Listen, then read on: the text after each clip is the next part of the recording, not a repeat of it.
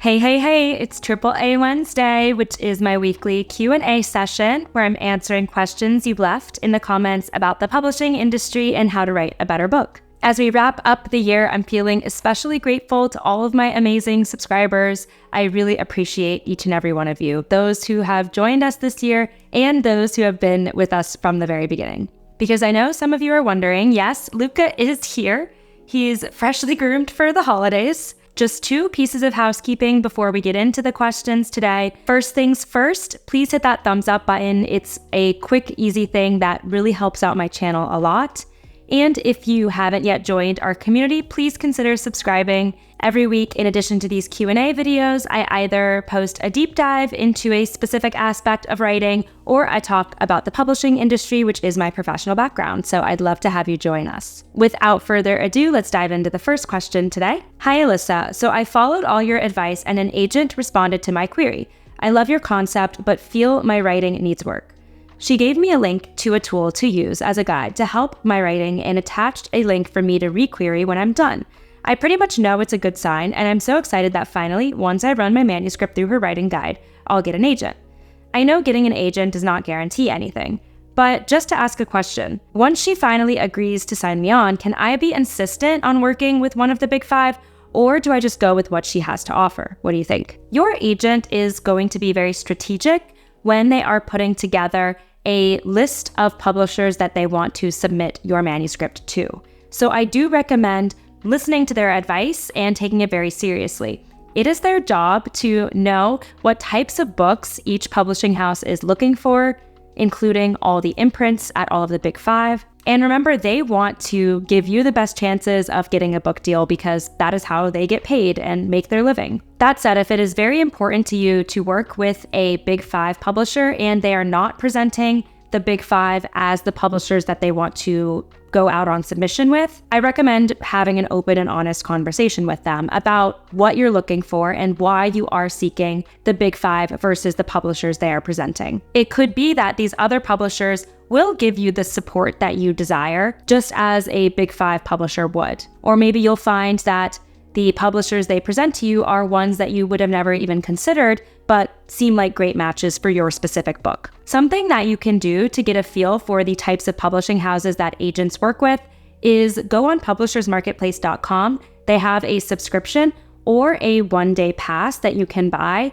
to do a search and see the book deals that that agent has previously done. It is going to list the author's name as well as whoever acquired the book and the publisher that they are with.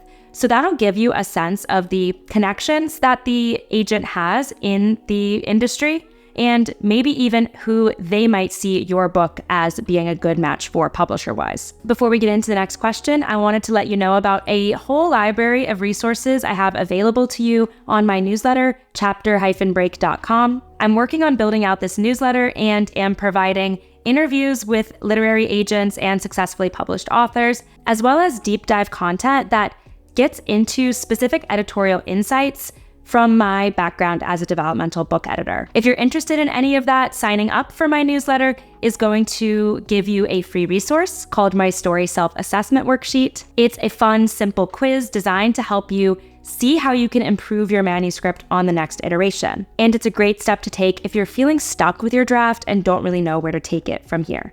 The link for my free story self-assessment and my newsletter is in the description below, so I recommend checking all of that out. Here's the next question. I've been seeing the terminology romantasy going around, and it best fits my book I am querying, which I have been querying as YA fantasy, but romance is a huge factor of the story. I'm not sure if I can query using the term romantasy or if it would be better to just stick with fantasy. I've also been watching this rise of the term romantasy and am very intrigued by it. The only possible challenge I see with querying a novel as romantasy is determining what agents are specifically looking for this genre. If you review an agent's manuscript wish list or profile and they are specifically saying they want romantasy, and that feels like a term that suits your book exactly, I don't see any reason why you shouldn't query calling it romantasy. That said, if agents don't specifically say that they're interested in romantasy, or maybe they say they're interested in fantasy but don't mention romance, maybe they say they're interested in romance but not fantasy, then I might just stick with the general YA fantasy genre, which is more standard. But if it's very clear that an agent is looking for romantasy and your novel seems to be in the romantasy realm, then go ahead and use that term because it is one that we are seeing being used more frequently in the industry. Here's another question. My question is regarding editing my first novel ever written. If it ends up being 100,000 words, it most likely could cost thousands of dollars. Obviously, to put that much money into your first work seems very risky. At the same time, someone like Brandon Sanderson wrote 12 novels before he got one published. Therefore, should we self-edit the first few and do minor editing with editors, and the more we grow as an author, do more editing, or should we go all in from the beginning? It's expensive, but I do desire to know the best route. There is no one-size-fits-all approach in determining if you should invest in a full edit on your first book or second book or third book, etc. It all comes down to your specific situation and your priorities. If this book means a lot to you, if you intend to get this book published in some way, and you want to make sure it is as strong as it possibly can be and grow as a writer, then investing in an editor could be a really great way to do all of that and help you make sure that you're putting out the strongest version of this story. If you're feeling less certain that you want to move forward with publishing this book, maybe you really only intended to write it for yourself or write it for practice, then maybe it makes more sense to invest in an editor once you have a book that you feel very serious about pursuing. Working with a good editor can feel like you're getting a personal trainer for your writing, and that can be beneficial in various different stages of your author career. It's all about determining for yourself which book you want to move forward and develop seriously, and when you feel like you're in the right space